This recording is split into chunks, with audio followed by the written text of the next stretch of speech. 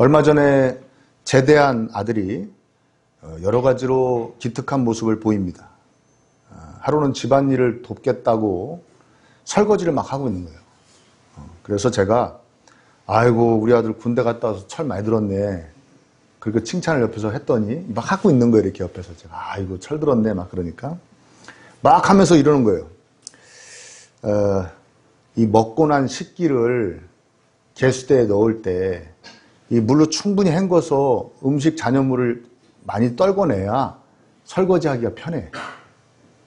근데 그렇게도 안 해가지고 아주 불편해. 근데 내가 한마디 하고 싶은데 참기로 했어. 자기 지금 말해놓고. 그쵸? 한마디 하기로 했는데 참기로 했어. 왜? 엄마 아버지는 나한테 얼마나 많은 말을 참았겠어. 그들. 그래서 감동받았잖아. 얘가 진짜 철들었구나. 왜? 남의 입장이 되어서 생각해 볼 줄 아는 그런 모습을 보이는 게 철들었다고 그러는 거죠. 그렇죠? 역지사지라고 그러죠. 역지사지라고.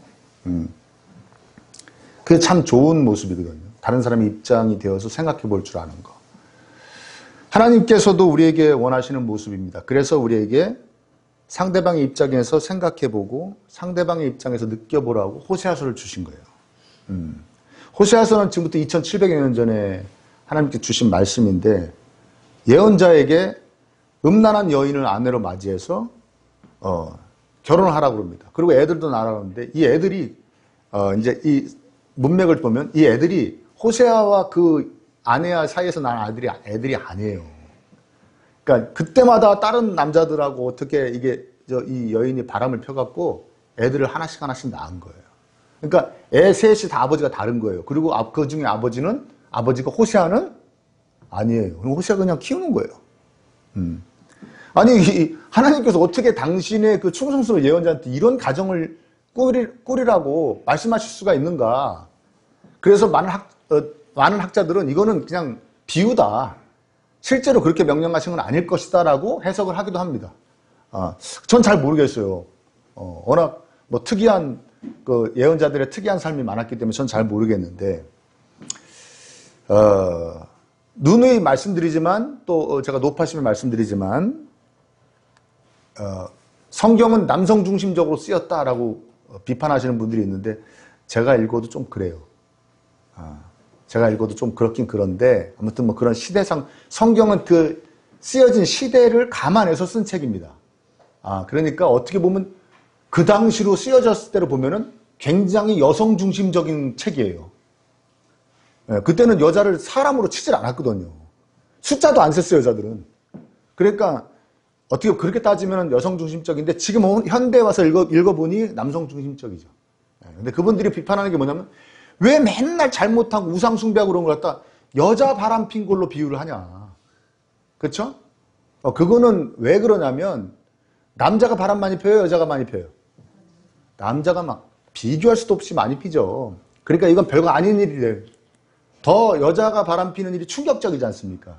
그러니까 하나님 입장에서 늘 하나님을 성경은 남편을 하고 얘기하고 하나님 백성들을 아내라고 이렇게 비유를 많이 하거든요. 남자, 여자 이런 식으로 비유를 하기 때문에 그래서 여자가 외도를 하거나 불륜을 저지르는 게 더 충격적이기 때문에 하나님이 충격요법으로 여자의 외도를 불륜을 이렇게 비유로 드신 것이지 여자를 무시하려고 하신 것은 아니다. 아멘. 그렇게 이해하셨으면 좋겠습니다. 네. 아무튼 그래서 호세아 선지자를 통해서 하나님께서 우리에게 하고 싶으신 말씀은 뭐냐면 너희들 내 입장이 돼봐라. 너희들이 우상 숭배하고 막 이러는 게 사랑하는 아내가 다른 남자하고 매일 불륜을 저지르고 그 다음에 다른 남자의 애까지 낳아가지고 기르고 있는 것을 보는 남편의 마음이라는. 하나님 우리가 막 하나님을 제일 중심에 갖다 놓지 않고 하나님을 주인 자리에 갖다 놓지 않고 하나님보다 더 소중히 여기고 하나님께 더 집중하는 게 있을 때 하나님 느끼시는 마음이 아내의 외도를 보는 남편의 마음이라는 거예요. 아멘? 내 입장이 되어서 한번 생각을 해보라는 겁니다. 그러니까 호세아는 북이스라엘의 선지자였는데 아이러니하게도 호세아가 북이스라엘의 선지자 노릇할 때가 북이스라엘이 제일 잘 살 때였어요. 근데 제일 잘 살면 좋지 않습니까? 제일 잘 살면 와 우리 하나님 때문에 잘 살게 됐다고 하나님께 더 집중해야 되는데 그게 아니라 이게 빈익빈 부익부가 심해져가지고 부자들은 너무 부자가 되고 가난한 사람들은 오히려 더 가난해져서 나라는 부자가 된지 모르겠는데 그렇게 동족끼리 노예로 많이 팔렸대요. 너무 가난해져가지고 노예로 팔리는 거예요. 그러니까 그냥 오로지 최고의 가치가 돈이 된 겁니다. 돈이 돼서 그냥 돈만 자기에게 많이 갖다 줄 수 있다면 뭐 외국에 있는 우상도 갖다 놓고 막 해가지고 막 계속 우상 숭배를 하는 거예요. 그러니까 하나님이 그것을 보신 거죠. 보시면서 내 마음이 정말 찢어진다. 아내의 외도를 보는 아내의 불륜을 보는 뻔히 보고 있는 남편의 마음이 내 마음이다. 그러니까 너희들 호세아야 너가 내 입장에 한번 대봐라. 너도 그렇게 한번 너가 실제로 그런 가정을 꾸려봐라. 라고 말씀하시면서 하나님의 입장을 그 화나고 안타까운 마음을 헤아려 보기를 원하시는 거죠. 그렇죠? 여러분 우리도 한번 생각을 해보십시오. 우리가 얼마나 하나님 앞에서 불륜을 저지르 바람을 피는가 한번 생각해 보세요. 우리가 하나님이 계셔야 될 자리를 밀어내고 하나님 대신 그 자리를 차지하게 한 모든 것들이 사실은 하나님 보시기에 우리가 외도하고 있는 거예요. 물질이 하나님을 밀어내고 세상의 성공과 형통함이 하나님을 밀어내고 어떤 또 순간의 쾌락이 하나님을 밀어내고 그렇죠? 사람들과의 어떤 재미가 하나님을 밀어내고 하나님을 그냥 그 자리에서 밀어내는 것들이 너무나 많이 있습니다. 때로 하나님이 선물로 주신 자녀가 우상이 되어서 하나님을 밀어내고 막 그렇습니다. 다 하나님께서 주신 것인데 그것을 하나님이 우리에게 필요해서 주신 것인데 그것을 잘 하나님을 중심에 놓고 그것을 잘 사용하는 게 아니라 어느새 하나님이 우리에게 주신 게 하나님을 밀어내고 그 하나님 자리에 가 있는 거죠. 그것을 보는 하나님의 마음이 막 찢어지신다는 거예요. 너무나 아프다고. 너희들이 얼마나 내게 몹쓸 짓을 하는지 생각해 봐라. 그러니까 우리가 하나님보다 더 집중하는 거, 더 좋아하는 거, 더 소중히 여기는 거 그때마다 우리가 하나님 앞에서 뭐 하고 있다?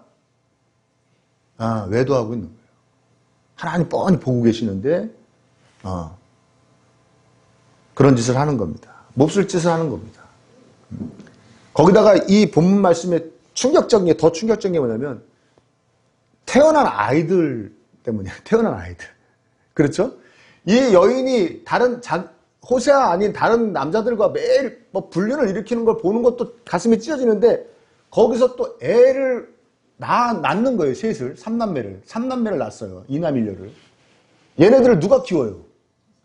호세가 키워야 되는 거예요. 우리 아들 딸하면서 키워야 되는 거예요. 그게 왜 충격적이냐면 우리가 하나님을 가장 소중히 여기지 않고 하나님보다 더 소중하게 여겨서 만들어낸 우리 삶에 있는 모든 것들을 그 우상숭배의 잔여물, 불순종의 그 잔재들을 누가 다 챙기신다? 하나님도 다 또 챙기세요.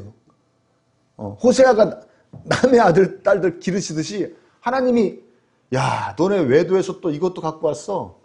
너네 또 불륜 저질러서 이런 상황도 만들었어. 근데 그걸 또 다 네가 한 거니까 네가 알아서 하지 않고 하나님이 또 다 챙기시잖아요. 호세아가 그 아이들 키우듯이. 이해되십니까? 이게 더 충격적인 거죠. 그래서 우리 늘 하나님하고 입장을 바꿔 생각해 봐야 되는 거예요. 그런데 중요한 게 뭐냐. 신실한 믿음의 선배님들의 간증을 들으면 믿음이 좋은 우리 믿음의 선배님들의 간증을 들어보면요. 내가 이렇게 하면 하나님이 얼마나 마음이 아프실까 생각해 보는 게 아니래요. 생각해 보는 게 아니래요. 그게 중요한 거예요. 그냥 내가 하나님 뜻대로 하지 않으면 하나님을 주인 자리에서 밀어내면 그냥 하나님 마음이 나한테 팍 전해져서 막 아프대요. 그래서 못한대요. 2단계에 가신 분. 그래도 한 두세 분은 드셔야 되는데. 무슨 말인지 여러분 이해되세요? 왜 그럴 수 있느냐면 우리 안에 누가 계세요? 성령 하나님이 계세요. 성령 하나님 계신 거예요. 그래서 여러분 에베소서 4장 30절 한번 찾아보실래요? 에베소서 4장 30절.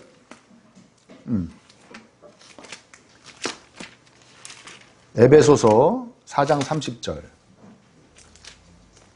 신약성경 378쪽.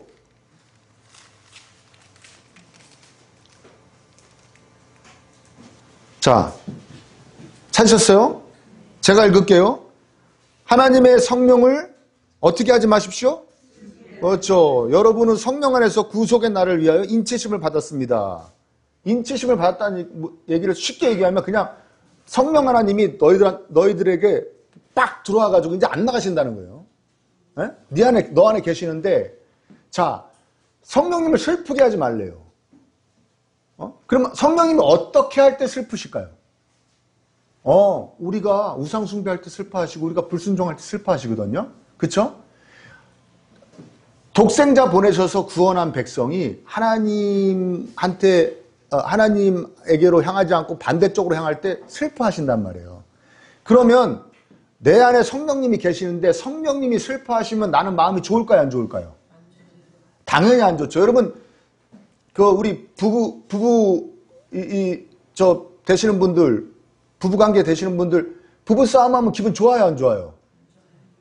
왜 안 좋죠? 내가 당해서 그냥 열받아서 안 좋아요? 저쪽이 기분이 안 좋으니까 나도 기분이 안 좋은 거예요. 그것도 상당한 거예요. 이해되시죠? 약 오르고 막 분하고 그래서도 기분 안 좋을 수 있지만 뭐 그 정도까지 안 좋지는 않으시죠? 약 오르고 분하고는 이런 건 아니죠? 그래서 안 좋을 수도 있지만 저쪽이 기분이 안 좋으니까 내가 기분이 안 좋아요. 그래 애들까지 다 싹 다 우울해지잖아요. 부부싸움 많이 하면은. 그 한 집안에서도 누구 하나가 특별히 기분이 안 좋아 있으면 다 기분이 안 좋은데, 세상에 창조주께서 이 안에 들어오셔서 기분이 언짢으신데 슬퍼하시는데 내가 기분이 좋을 수가 있어요, 없어요? 없어요. 그러니까 내가 이렇게 하면은 하나님이 마음이 안 좋으실 테니까 내가 하나님 입장이 되어서 이렇게 하면 안 되지가 아니라 그냥 내가 이렇게 하려고 하면 마음이 팍 기분이 안 좋은 거예요. 막 나도 우울해지고 슬퍼지고 너무 찝찝하고 싫은 거예요. 그래서 안 하게 되는 거거든요. 그쵸? 근데 여러분 2단계에 간 사람이 없다고 그랬잖아 아까. 아멘입니까? 아니면 저 겸연쩍어 손 안 드신 거예요? 2단계에 간 사람이 없다. 여러분 중에 이렇게 생각해. 나는 아무렇지도 않던데. 그래서 우리가 말씀을 한 군데 더 찾아봐야 되는데 데살로니가 전서 5장 19절을 찾아보세요. 데살로니가 전서 5장 19절. 구약성경 400쪽이에요. 친약성경 400쪽. 400쪽. 데살로니가 전서 5장 19절. 한번 같이 읽어볼까요? 찾으셨어요? 한번 읽어보자. 시작. 성령을 소멸하지 마십시오. 아멘. 성령을 소멸하지 마십시오. 소멸이 뭡니까? 꺼졌다 뭐 이런 뜻이에요. 꺼졌다 뭐 없어졌다 이런 뜻이거든요. 근데 아까 얘기하고 다르잖아요. 성령님께서 영원히 우리 안에 계신다며요. 안 없어진다며요. 안 떠나신다며요. 근데 소멸한다는 얘기가 무슨 말이냐면 마치 안 계신 것 같은 상태가 된다 이거예요. 근데 어쩌다 이런 상태가 되느냐? 계속 불순종하면. 계속. 주 예수 그리스도의 십자가의 은혜 붙잡고 그리스도인이 된 사람들은 성령님이 이 안에 와 계시기 때문에 성령님이 계속 말씀하시거든요. 이렇게 해야지, 이렇게 하는 게 낫지. 네가 그리스도인이라면 이렇게 해야지. 그래서 우리가 불순종할 때마다 성령님이 막 슬퍼하시면 나도 마음이 찝찝하고 막 이게 2단계가 가는데 이게 계속 순종하지 않고 성령님이 말씀하시는 거에 순종하지 않고 계속 불순종하다 보면 이게 무감각해져가지고 성령님이 말씀하시는 게 안 들려요. 그리고 내가 하나님께 순종 안 해도 별로 마음이 우울해지거나 불안해지거나 초조해지거나 찝찝해지지 않는단 말이에요. 그 상태를 뭐라고 그런다고요? 성령이 소멸됐다. 안 계신 것 같이 됐다. 기가 막힌 거죠. 그래서 사람의 심령이 그렇게 오묘한 거예요. 이 안에 창조주가 와 계시는데도 내가 어떻게 하느냐에 따라서 그분이 안 느껴져요. 그래서 내가 우상숭배해도 내가 하나님보다 더 주인이 여기는 게 그렇게 많아도 내가 하나님이 싫어하시는 일을 막 범해도 아무렇지도 않게 되는 거예요. 제발 2단계까지는 가지 마시기 바랍니다. 예? 가신 분 계세요? 심각한 거예요. 아멘? 어쩌다 이렇게 가냐? 아까 전에 얘기했지만, 좀 전에 얘기했지만, 말씀과 기도를 보지 않으면 이렇게 돼요. 근데 더 중요한 건 뭐냐면, 말씀과 기도를 봐도 계속 불순종하잖아요? 불순종하면 하나님이 주시는 생각과 하나님이 주시는 그 어떤 감동과 하나님이 주시는 느낌과 이런 거에 불순종하면, 성령님이 주시는 거에 불순종하면 그렇게 무감각해지는 거예요. 영적으로 둔해지는 거예요. 예민해지시기를 축복합니다. 예민해지셔야 돼요. 그래서 하나님과 입장을 바꾸는 거는 내가 생각해 보는 게 아니에요. 아멘?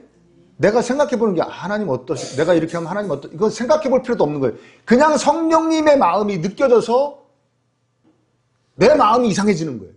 내가 하나님 말씀대로 안 할 때, 내가 우상숭배할 때 내 마음이 이상해져야 돼. 그게 정상이에요. 거기까지 자라가시길 축원합니다. 그 예민해지면 예민해질수록 그게 더 팍팍팍팍 느껴지는 거예요. 그래서 못하는 거예요. 그래서 우상숭배 못하는 거고, 그래서 불순종 못하는 거예요. 내가 기분이 망쳐버리는데, 내가 좋아야지 뭐도 하는 거지. 이해되십니까? 또 여쭤봐요. 2단계까지 가신 분. 네. 2단계까지 가시기를 축원합니다. 그게 성령님과 함께하는 삶이에요.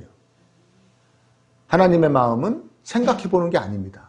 그냥 느껴지는 겁니다. 내 안에 계신 성령님이 그렇게 느끼고 계시기 때문에. 아멘 되시기를 축원합니다. 그렇죠. 그리고 성경을 통해 하나님께서 항상 이렇게 말씀하시죠. 뭐라고 말씀하십니까? 나한테 하듯이 누구에게 해라? 예? 네 이웃에게 해라. 우리 기쁨의 교회 성도님들은 수준이 있어요. 나한테 하듯이 네 주변의 사람한테 해라. 따라서 우리 주변 사람들과도 입장을 바꾸어 생각할 줄 알아야 됩니다. 이거는 그리스도인이 가지는 덕목이에요. 자신의 입장만 생각하는 것이 아니라 그 사람의 입장을 생각하는 거예요. 제가 얼마 전에 어떤 사람을 만났는데요. 남의 입장은 요만큼도 생각을 안 해요. 그리고 자신의 입장만 계속 얘기하는데 제가 얘기하다 말았어요. 중간에. 그래서 그분이 해달라는 대로 다 해줬어요. 왜? 이 사람하고 계속 얘기를 하면 서로 욕을 하거나 주먹다짐을 해야 돼. 대화가 안 돼. 자기 입장만 계속 얘기해. 와, 나 또 그런 어떤 초월적인 존재는 또 제가, 판타스틱한 존재는 또 제가, 야, 내가 언제 간증 한번 하려고요, 내가. 와, 정말.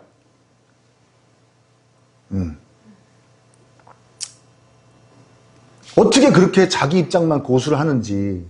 그쵸? 근데 한 번만 다른 사람의 입장을 생각해 보면 이게 많은 것들이 이해가 되고 또 용납이 되고 받아들여지고 그래서 해결까지 되거든요.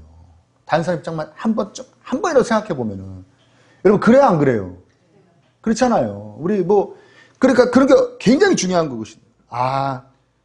저 사람 입장이면 그럴 수도 있겠다. 그게 남자와 여자의 문제, 또 나이 드신 분과 젊은 사람의 문제, 다 마찬가지잖아요. 가정에서도 배우자끼리 자녀와 또 입장을 바꿔서 형제가 자매가 또 입장을 바꿔 생각해 보는 거. 에? 그리고 부모님의 입장도 생각해 봐야 돼요. 그쵸? 나한테 엄마 아버지가 왜 이렇게 얘기하는가? 엄마 아빠의 나를 향한 마음이 어떤가? 내가 엄마 아빠라면 나 같은 자녀를 어떻게 생각했을까? 키울까? 데리고는 살까? 이런 입장을 이렇게 생각해 보는 거. 이게 굉장히 거거든요. 이거는 그리스도인이 가지는 덕목이자 엄청난 능력입니다. 여러분, 그 능력을 소유하셨으면 좋겠습니다. 예, 이게 신앙의 척도가 되는 거예요. 그러니까 내가 그리스도인으로서, 신앙인으로서 많이 성장했냐를 보는 건 뭘 보냐면 내가 다른 사람의 입장이 되어서 그 사람을 잘 이렇게 용납하는가. 그게 척도가 돼야 되는데, 제가 우리 세상에서 하는 말이 우리 교회 안으로 들어오면 완전히 반대가 돼야 되는 것 중에 하는 말 중에 하나가 뭐라고 이야기했습니까? 늙으면 뭐 된다? 늙으면 애 된다.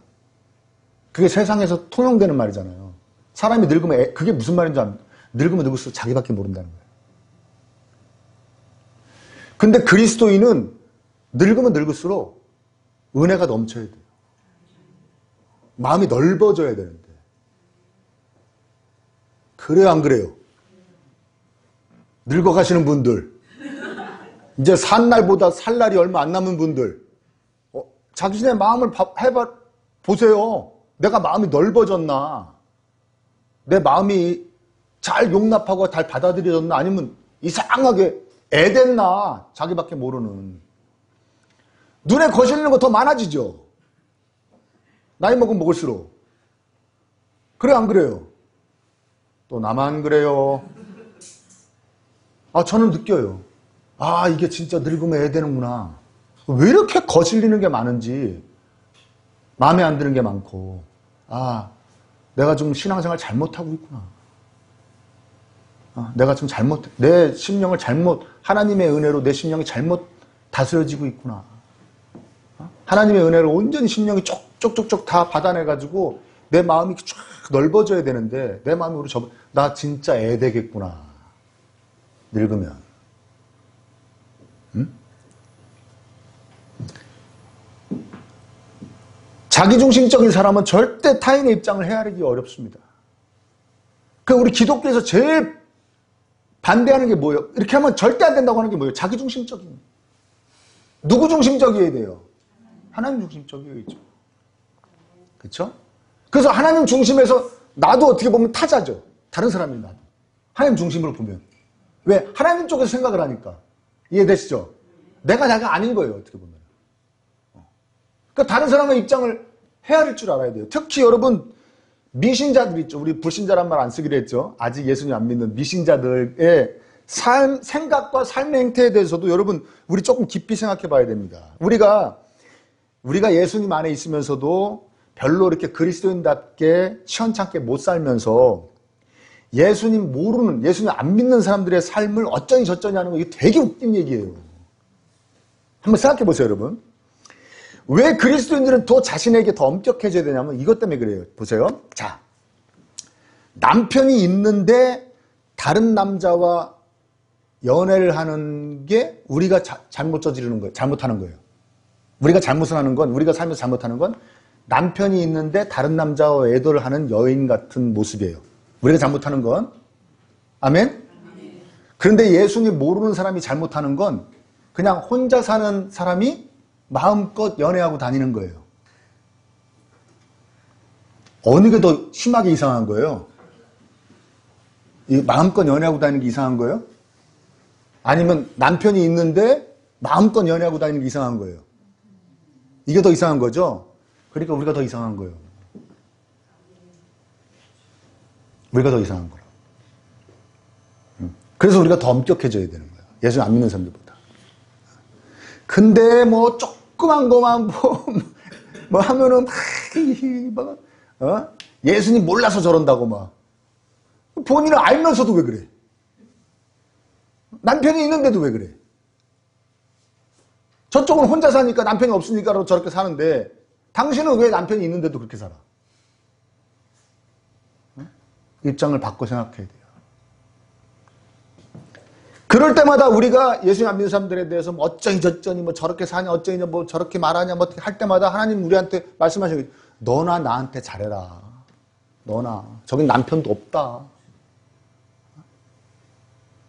말씀하시는 거죠. 누가 어떻고 저떻고 판단하고 생각할 때 우리는 늘 생각해야 됩니다. 내가 더 그리스도인으로서 더 양심적이고 윤리적이고 더 합법적이어야 된다. 늘 생각해야 되는 거예요. 이해되십니까? 그런데 문제는 아까 얘기했듯이 아무리 입장을 바꿔서 생각해봐도 도저히 이해가 안 되고 용납이 안 되고 용서가 안 되고 풀리지 않는 것들이 있죠. 저 사람 입장이 돼서 암만 생각해도 저 사람은 절대 나한테 이렇게 하면 안 돼. 이런 관계를 유지하면 안 되라는 거 있죠. 아까 제가 어떤 초월적인 존재 만나봤다 그랬잖아요. 그래서 저도 그 사람 입장에 대해서 생각해 봤는데 그래도 답이 안 나오더라고. 내가 그 사람 입장이 돼도 이렇게까지는 안 할 것 같아. 그래서 그리스도인은 사람하고 입장을 바꿔 생각했는데도 숙제가 안 풀릴 때는 어떻게 해야 되냐면 하나님과 입장을 바꿔서 그 사람하고 또 입장을 바꾸는 겁니다. 다르게 얘기하면 하나님의 시선으로 보려고 해야 돼요. 그 방법밖에 없어요. 하나님의 입장이 되어서 하나님의 마음으로 하나님이 이 세상을 바라보시는 그 애틋한 마음으로 그 사람을 바라봐야 돼요. 그 방법밖에 없어요. 내 눈으로 내 눈으로 타인과 입장을 바꿔 생각하는 것도 참 인격적이고 기특한 거죠. 근데 우리가 거기에는 한계가 있습니다. 왜? 아까도 얘기했지만 받아들여지지 않는 부분이 있거든요. 입장을 바꿔 생각해도 안 되는, 이게 이해가 안 되는 부분이 있거든요.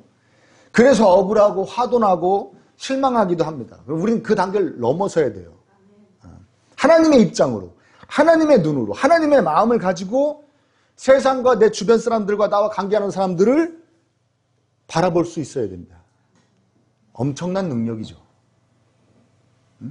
그래야 숙제가 풀립니다. 그래서 하나님과 입장을 바꿔 헤아릴 수가 있는 것이 바로 은혜인 겁니다. 은혜. 아멘.